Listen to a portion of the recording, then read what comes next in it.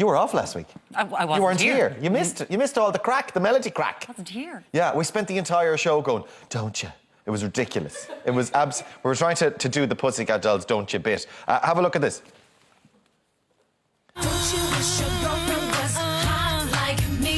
Don't ya? That was tight.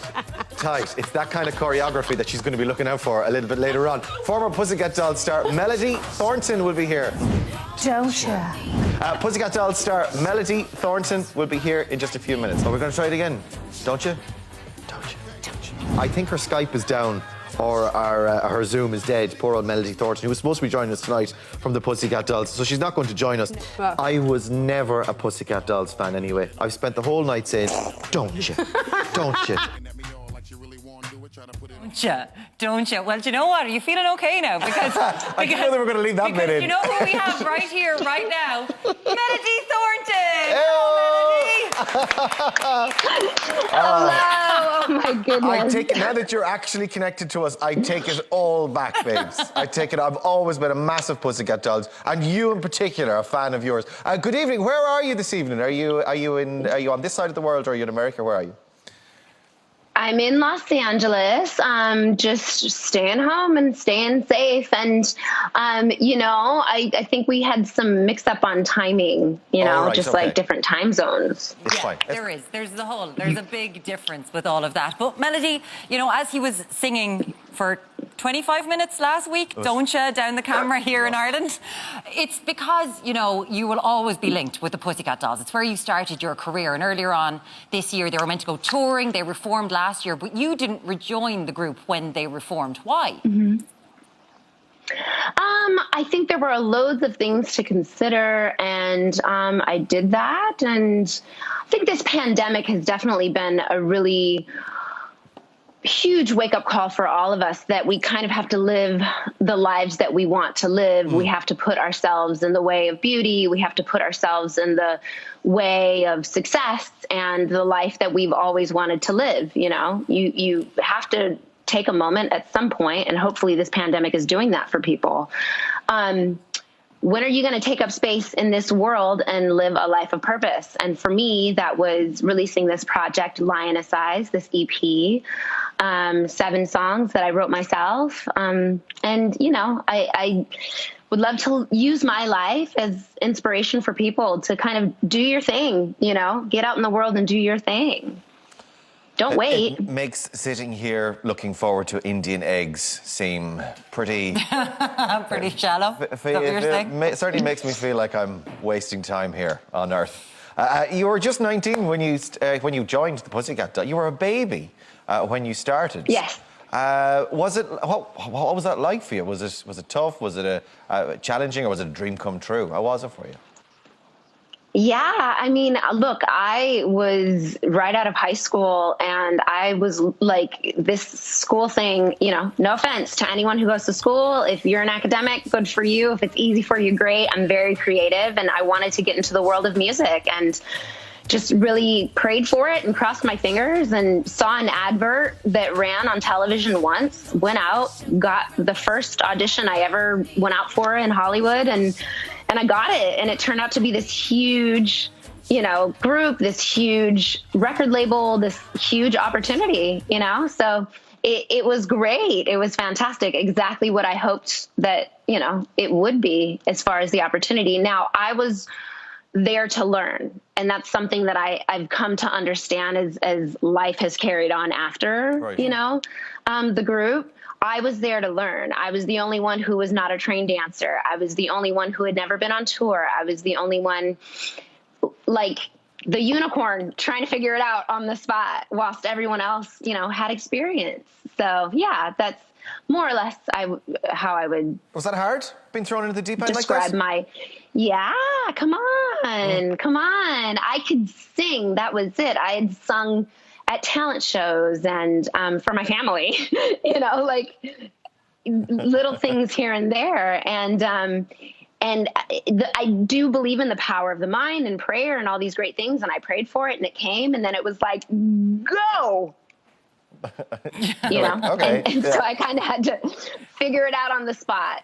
Go globally, because, you know, your moves were watched, people followed you everywhere you went, and that's still the case now because we live in this viral world. And a clip was uncovered, I think it was last year, it went completely viral, of you and your other band members performing at the American Music Awards in 2006, where you kind of took centre stage. And then Nicole, who kind of thought of herself as the lead singer, like, if looks could kill, Melody. That was just 1 second of a clip. I swear to God, like, what was your relationship like with her? Because she thought she was the lead singer.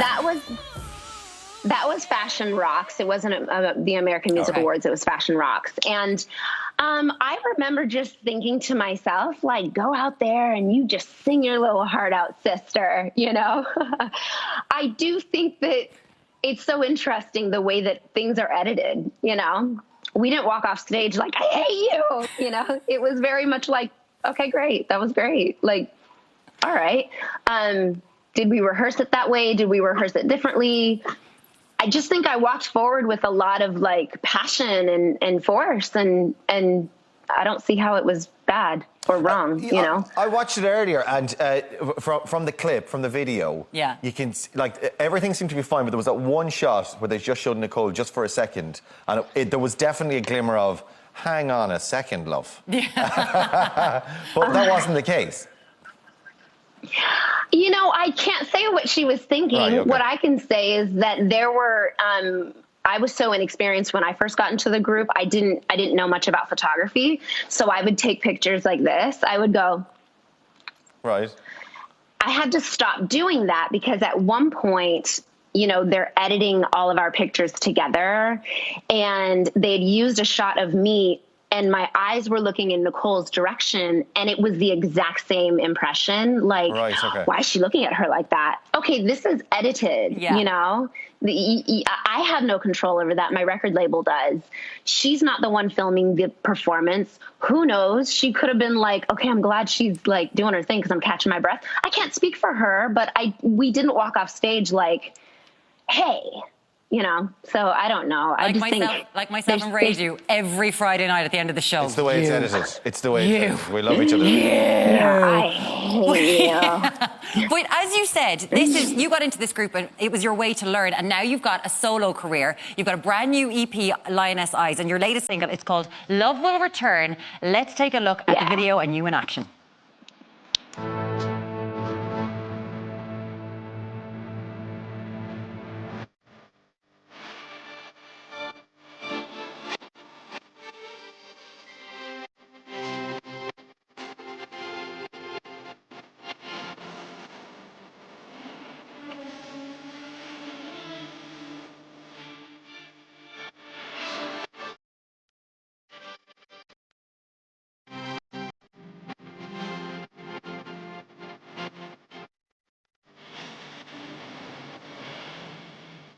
The pipes! Oh, the vibes!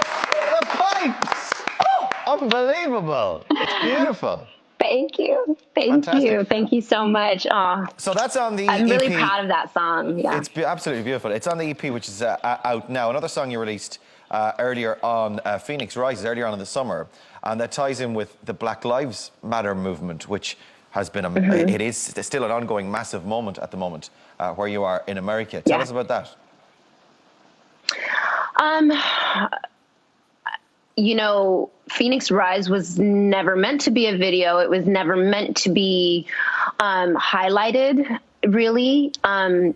I don't want to say that it's not an important song. It was kind of supposed to be the button on the end of this project that once you start from the beginning, the first song on the EP is Pray For Me, and the last song is Phoenix Rise. And you go through this journey with this woman who eventually finds herself. And in the end, you must remind yourself over and over again that you have to pick yourself up and you have to keep fighting for the life that you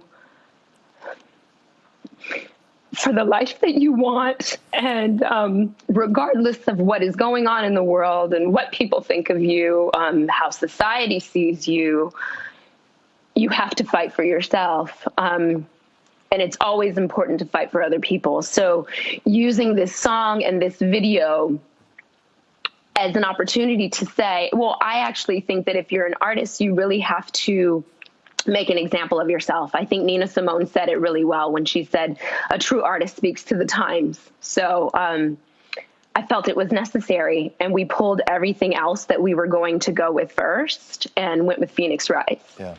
You're obviously very emotional. You're not just thinking about the personal, I don't think, Melody, and the fact that you yourself have fought for what you want.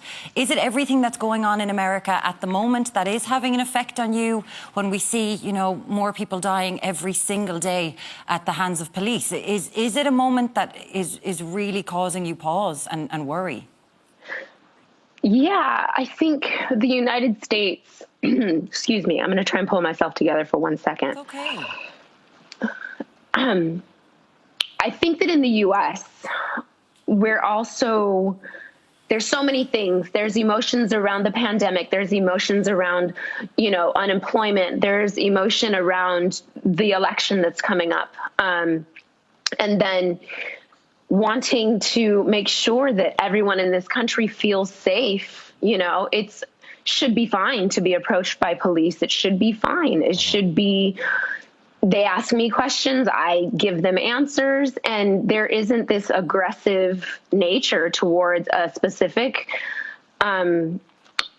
group of people. And I think we're seeing it over and over again. The thing is, it's been happening forever. And, you know, it happened in the 90s with Rodney King, and it's happening again. And in the 90s, it was filmed. That was the only way that we knew that happened, that the brutality from police was that extreme.